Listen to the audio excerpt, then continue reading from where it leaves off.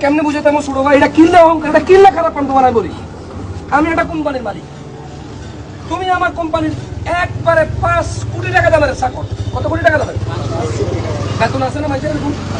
এতে কি ছোটখাটো মানুষ? কিন্তু আমি হলাম মালিক। আমি বললাম যে এই আব্দুল জলিল সাহেব, আপনি বিকাল 3টা থাকবেন, একটু কথা আছে। তোমার ক্ষমতা আছে না আসার? ক্ষমতা আছে না আসার? একবার, দুইবার, তিনবার, কয়বার? মাসের মধ্যে তোমার আমি 5 বার ডাকলে 2 বার আইও, 5 বার আসো না। তোমার মাসের মধ্যে আমি ডাকি 36 বার, তুমি 6 শুক্রবার 4 বার আইও। এটা কি হলো ঠিক?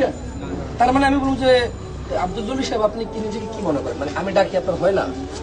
মানে আপনি আমার এখানে চাকরি করবেন, আমার কথা শুনবেন না? আব্দুল জলিল সাহেব কি এটা করতে পারবো? দেখো, নামাজ না পড়লে প্রবলেমটা কি তোমার আমি বলি। আল্লাহ তাআলা বলতেছে হাইয়া আলাস সালাহ, এটা রাগ কে দিছে?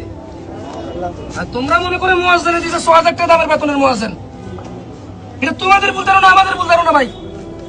যে আমরা মনে করতেছি যে হাইয়া আলাস সালাহ নামাজের দিকে ডাকে 6000 টাকা দামের লোক, কিন্তু 6000 টাকা দামের লোকের কথা নয় এটা।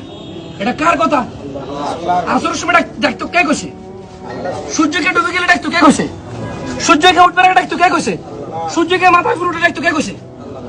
মুয়াজ্জিন নিজের শখে ডাকে না নিজের ক্ষমতা ডাকে? ওর বেতন তো এমনি 6000 7000, কেউ দাম দেয় না।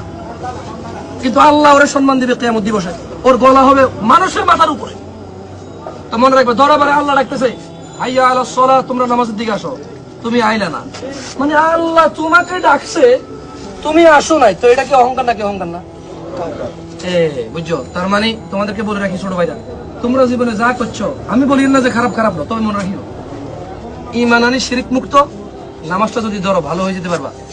আচ্ছা, তোমরা এখানে কজন আছো? 30 জন। তোমার একটা মজার কথা কই না, আমি আমার যে আল্লাহ সাক্ষী অহংকার করি না, উদাহরণ দিয়ে আমার মতো জামশেদ মজুমদারের গণার টাইম নেই কারো। দেখছো নি তোমরা 20-30 জন যুবক এখানে কলেজে হড়ো, কেউ মাদ্রাসা ধরো, ভার্সিটি ধরো, বুঝছো নি? হাজবার মসজিদে যাই দে, অথবা হাজবার নামাজ হড়ি দে।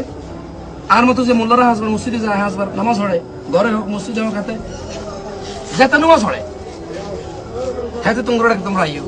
শুক্রবার তোমাকে কারো ক্ষমতা আছে উড়ে যাবে লাই? তাহলে তুমি বুঝো, এ নামাজ পড়ায় যদি সম্মানিত হয়, তুমি নামাজ পড়ি সম্মানিত হয়। আমি বুঝতাম পারছি। তোমাদেরকে আবার আমি বলে রাখি, তোমরা জনসমুদ্রে ভেসে যেও না। তোমরা জনসমুদ্রে ভেসে যেও না। মনে রাখবা, ইসলাম ধর্ম এরকম কোন ধর্ম নয় যে বছর একবার আনুষ্ঠানিকতা ত্রাণ লাগবে চলি আইসো, মানে একটা হট্টগোল লাগছে চলি আইসো। ইসলাম ধর্ম কোনো আনুষ্ঠানিকতা না, এটা একটা শৃঙ্খলার নাম। এটা মানে যুগে যুগে আল্লাহ নবী রাসূল দিয়ে সিস্টেমেটিক ওয়েতে একটা সিস্টেমের ভিতরে রাখি আনছে। কিয়ামত পর্যন্ত এটা থাকবে, আমি থাকি তুমি থাকো, আমি না থাকি তুমি না থাকো, এটা কিয়ামত পর্যন্ত থাকো। যেদিন এই ধর্ম নয় সেদিন দুনিয়াই নেই। বুঝতাম পারছি? তো তোমরা 5 ওয়াক্ত নামাজ পড়বা, যা খুশি করো। তোমার রবের মধ্যে কেউ আইতো না, তুমি আর তোমার রবের মধ্যে কেউ আইতো না। তবে মনে রাখবা, নামাজ পড়ি, অশ্লীলতা থেকে দূরে থাকবা, নেশা জাতীয় দ্রব্য থেকে দূরে থাকবা, খারাপ মিথ্যা কথা থেকে দূরে থাকবা, দুর্নীতি, চোর ডাকাতি থেকে দূরে থাকবা, ধোঁকাবাজি থেকে দূরে থাকবা, জানা ব্যভিচার থেকে দূরে থাকবা, চেষ্টা দূরে থাকা। বাকি যদি ভুল হয়ে যায় কারো কাছে শেয়ার করার দরকার নাই। যতক্ষণ পর্যন্ত বান্দার হক নো, রাত্রের বেলা আল্লাহর কাছে মাফ চাইলে আল্লাহ ক্ষমাকারী, আর ওই অপরাধের দিকে যাবে না।